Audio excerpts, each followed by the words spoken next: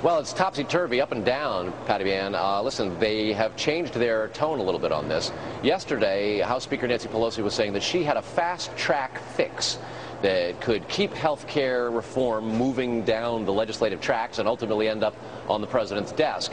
It involved a $300 billion adjustment in cost and some legislative maneuvers that would essentially let the Senate vote on health care reform and pass it with only 51 instead of the 60 votes normally needed to shut off debate and go to a final passage vote. Well, she talked about it today. She sounded very excited about moving forward. Listen to this. We go through the gate's closed, we'll go over the fence is too high, we'll pole vault in. If that doesn't work, we'll parachute in, but we're going to get health care reform passed for the American people. Sounds pretty impressive, whether they're crashing the gate, hopping the fence, pole vaulting the fence, or parachuting into the yard.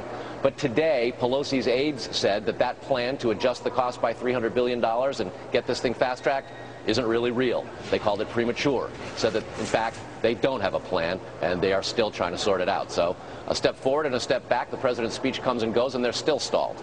Patty Ann. So, Carl, where do Republicans stand on all this? On the top of a hill looking down at Democrats, thinking that they can defend it and make some ground up electorally this year in 2010.